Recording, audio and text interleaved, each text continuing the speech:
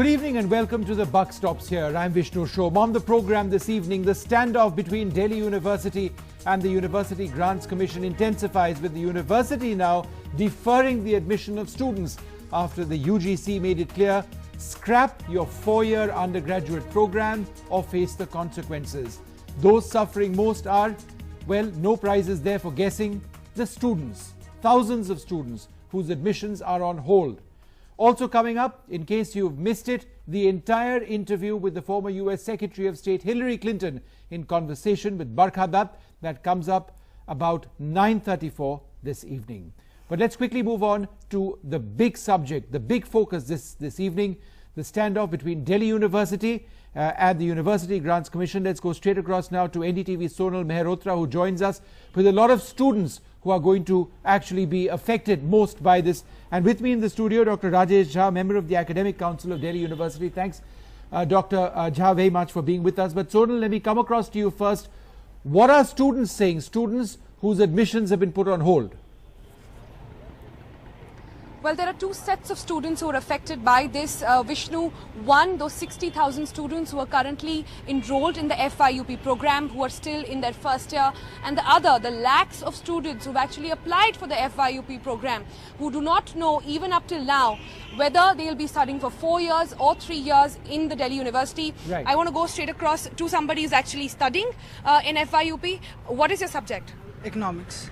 So now, if UGC has its way, you will be studying the 3 years of economics course, which was actually left in 2 years. How difficult or easy is this going to be for you? I think if the FYUP is rolled back, it would be pretty easy for us to cover the 3 years program in 2 years, because the applied courses and other non-discipline courses would be removed, and the fourth year discipline courses would be accommodated. So I think it would be pretty feasible for us. But isn't it a mess of sorts that you all, it was in a way enforced on everybody in almost a haste? Nobody knew what the syllabus is going to be, and now just a year after that it's been rolled back? Yeah, of course, we were really disappointed the way it was being implemented. It was being shoved down our throats. So, but we are happy that now we are getting the thing we wanted. Happy that now it's happening. I want to come to you. It almost seems like that UGC till now was very spineless, did not act. Now with the shift in government, they've come up with a diktat. They're coming all, guns and blazing on the Vice Chancellor, saying that there is no case that the admission will take place under FYUP. Aren't the students' life clearly at stake in the hands of both the parties? देखिए, ये इस जो स्थिति है, 60,000 बच्चे जिनको admission लेना है, उनके साथ जो उनके भविष्य के साथ जो खिलवाड़ हो रहा है, इसके लिए सरकार और वाइस चांसलर ये दोनों जिम्मेदार है। सरकार ने जब वादा किया था देश की जनता से हम FYUP वापस करेंगे, तभी उनको अल्टरनेटिव लेके आना चाहिए था। हम लोगों ने 6 महीना पहले अल्टरनेटिव लाया कि इस तरीके से जो अभी प्रेजेंट बैच है उसको 3 साल में ग्रेजुएशन दिया जा सकता है। जो बीटेक के बच्चे हैं उनको अब जो हो रहा है, एडमिशन प्रोसेस होल्ड पे रख दिया गया है, उस पर क्या कहेंगे? हम लोग इस तुरंत डिमांड करते हैं कि जो बच्चे पूरे देश भर से बच्चे यहाँ आ रहे हैं, बच्चे ट्रेन में हैं, कल हजारों बच्चे दिल्ली में आएंगे, उनका क्या होगा? हम लोग डिमांड कर रहे हैं कि MHRD और भाजपा सरकार, केंद्र सरकार तुरंत इस पे हस्तक्षेप करे, इस बीसी को तुरंत बर्खास्त करे और कल से एडमिशन प्रोसेस को जिस तरीके से शेड्यूल था उसको जारी किया। Well, that's a major concern, really, Vishnu, on what happens to all those students, outstation students who are traveling to Delhi University, trying to take care. I also have with me somebody, from the ABVP also. People are, took out a victory rally. You said it is great victory for ABVP, for all the protests that have taken place. But again, the point is that if this really is this the haste? The worry at this point is the haste with which the FYUP was implemented. If similar haste is shown in taking it back as well, it will leave the students, definitely the 60,000 students, in a huge mess. No, the point is that the students were suffering because of FYUP, and FYUP was implemented in a truly undemocratic manner by the Vice Chancellor. It was forced down upon students. So now if it's being removed in the same way, I don't think that's a problem at all.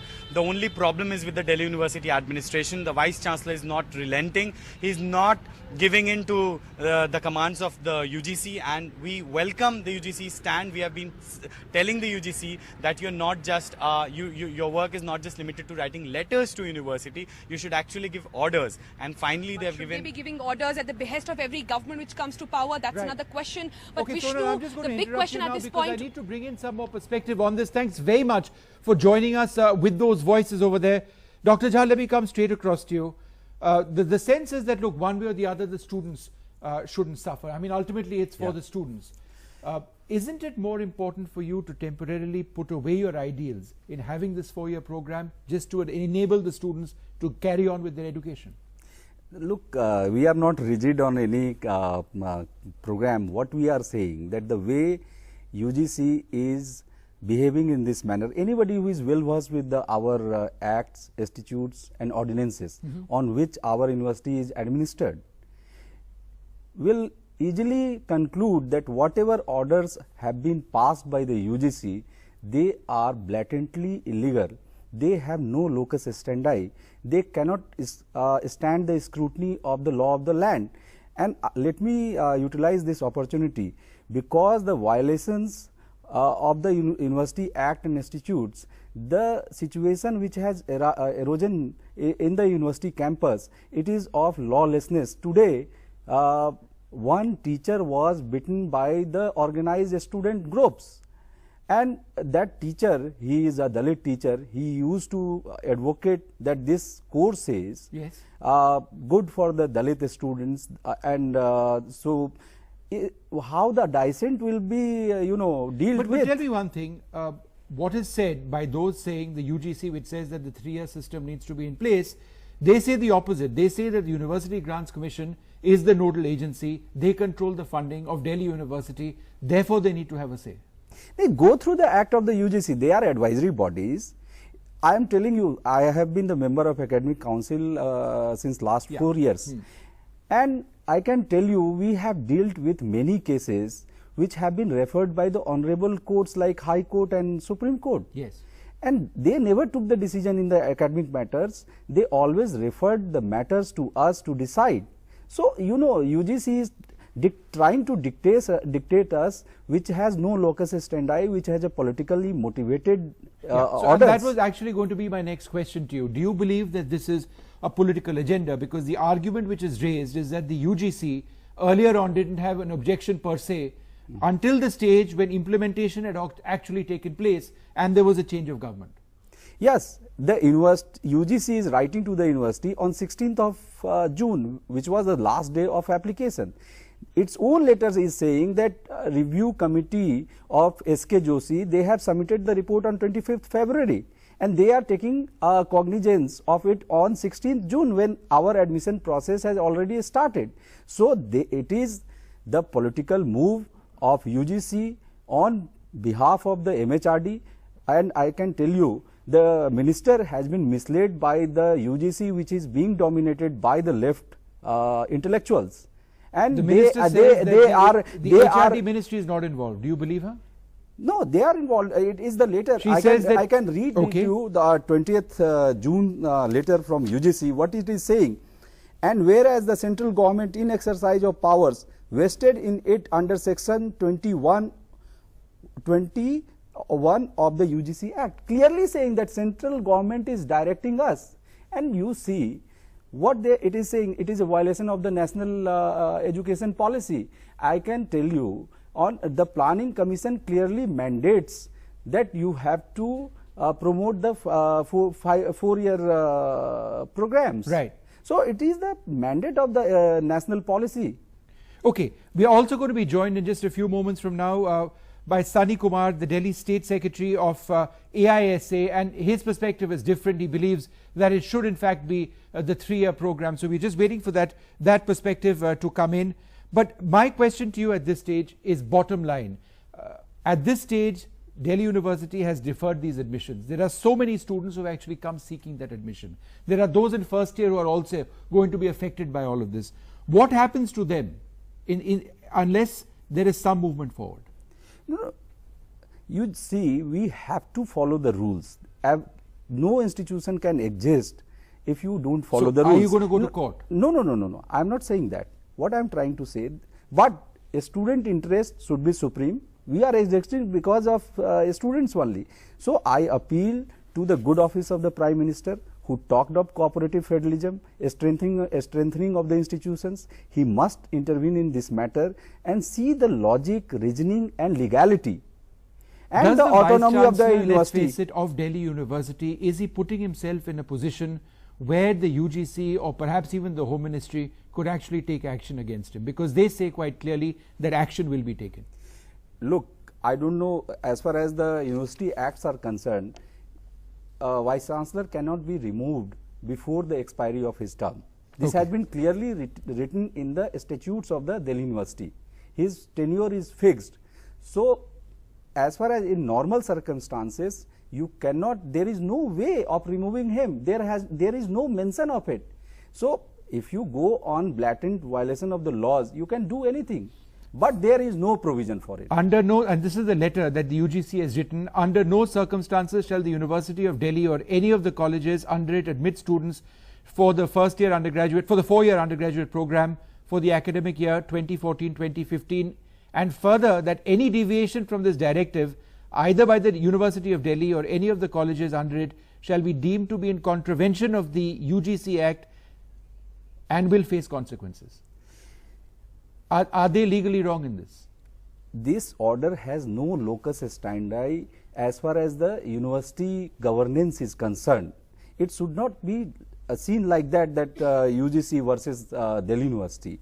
Like Academic Council collectively decided that the objections raised by the UGC is not valid. We are following the national education policy, right, and we have sent it. What is so haste? If you are saying that this course was brought in haste, don't you think that UGC letters are coming on Sundays, right, in the nights, right, one after another, and they have been, so it's all political. Okay, Dr. Jha, I'm just interrupting you because we've got Sunny Kumar, Delhi State Secretary of AISA.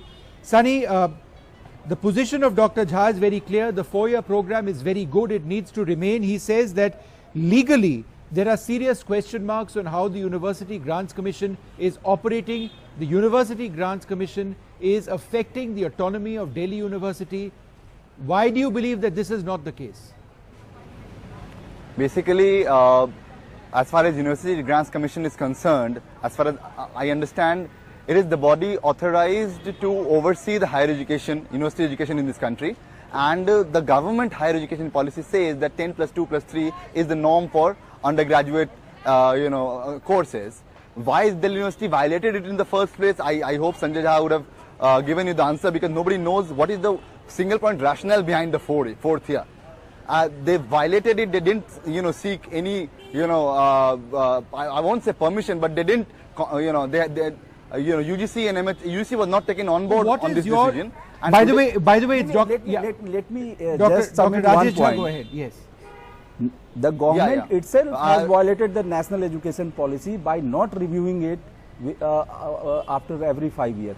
National education policy directs the government to review it after 5 years. Secondly, it mandates that it can be,